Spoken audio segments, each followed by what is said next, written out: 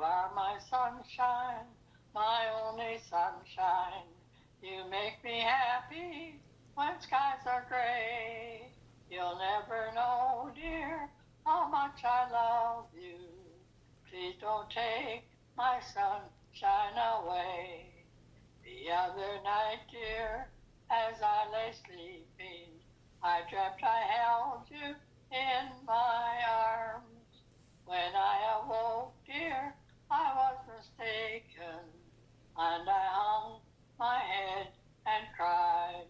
You are my sunshine, my only sunshine.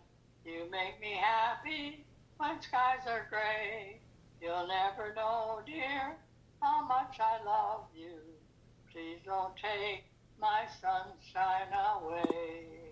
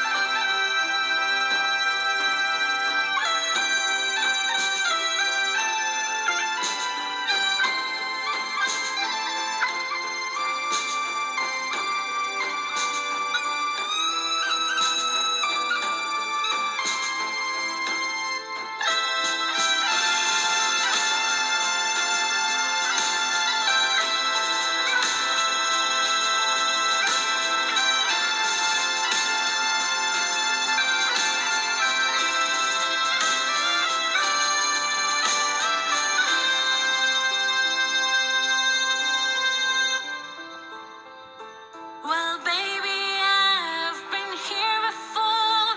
I've seen this room and I walked this floor. I used to live alone before I knew ya.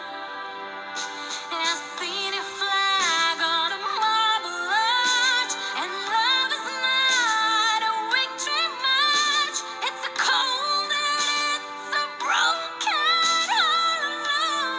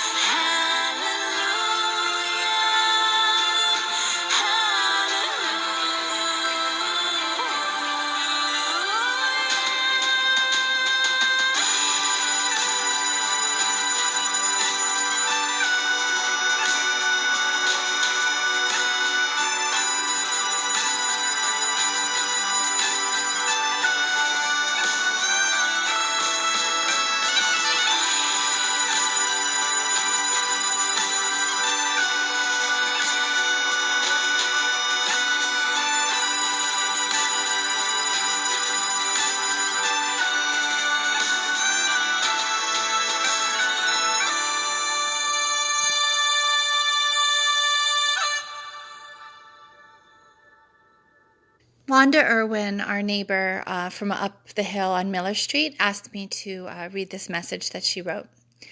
You see, for me, what I loved about your dad was his fun and quirky side. I have two stories I carry around with me from when your mom and dad lived next door. The first is about Ian and a friend they had over, maybe getting a little tipsy and deciding that they would walk around town naked with the exception of ball caps at 3 a.m. and no one would notice. As Ian retold it the next day, there were a lot more people up at 3 a.m. than they had expected. The second is from another possibly tipsy night when I awoke to see a woman pulling a, in quotations, child in a wagon. The woman brought the child to the top of the hill in front of your old house, gave him the handle, and pushed him down the hill. I was horrified, until I woke up enough to see that the child was your dad, walking up the hill and laughing about the adventure.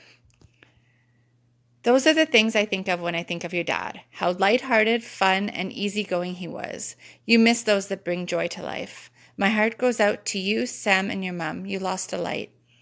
So Dad kept in contact with a lot of friends that he had met at Code Ford over the years, including a man named Terry Price, who I was talking to on the phone last week.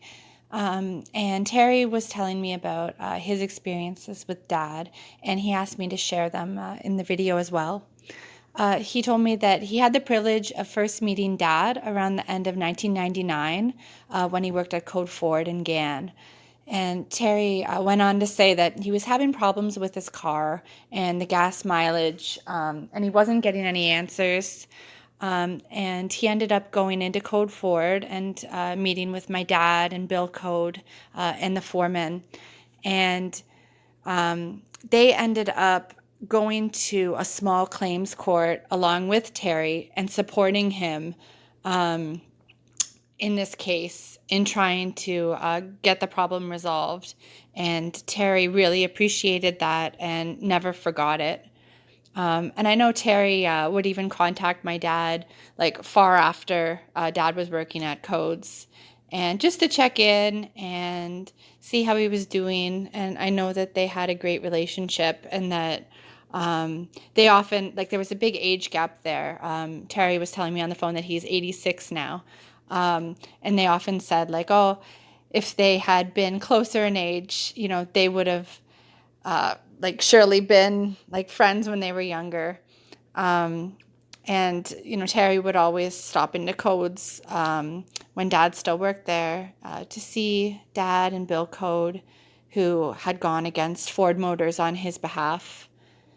And he says, I truly lost a good friend, and I miss our conversations since his passing.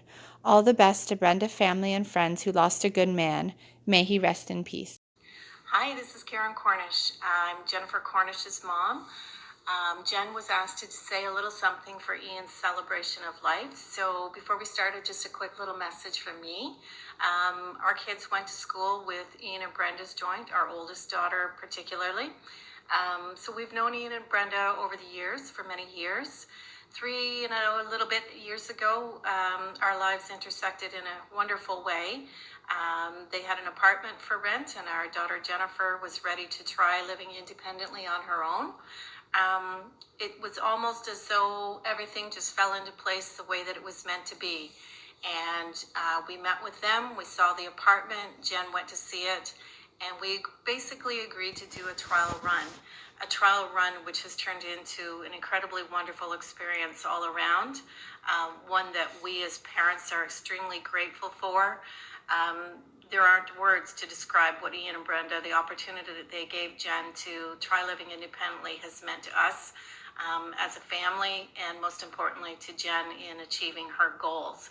So I've asked Jen a couple of little questions, and so she's going to say a few minutes on how she met Ian, what he's meant to her, maybe a favorite memory, and what she misses about him. So Jen, why don't you go ahead and say what you'd like to say? Hello, I'm Jennifer Cornish, and I'm here to celebrate the life of Ian to where it was like 3 years ago to where it all began. How did I first met him? It was in April of 2018. I was like 28 years old. I looked at the apartment and it was ready for someone. I told them I'd take it, and they appreciated that I've taken it. What is my favorite memory of him. The memory of him was him seeing what the problem with the closing and the opening windows are, and what I was trying to get it open and closed, and that he would take a look one day to see what the problem would be. What do I appreciate of him? What I appreciate of him is that when he and Brenda were sometimes around, they liked to ask to see how was I doing, and I was doing good, and they sort of like checked on me a little, kind of like a family that checks on me a little. They don't mean to be, but it's just how the checking thing goes. And what do I miss about him? Having a beer with Ian, and the way he and Rick drinks Bush beer, the same as my dad who drinks Bush beer, the same thing. And so what I miss about him is that he and Brenda are always together and will always will be till death do them part. And this year, for July the 11th, 2021, it's a 1-year anniversary, the day Ian was gone. I nearly cried. I was nearly a little bit emotional, but nearly had to be strong and go through just like the rest of his family went through. To Ian, I'm gonna miss you.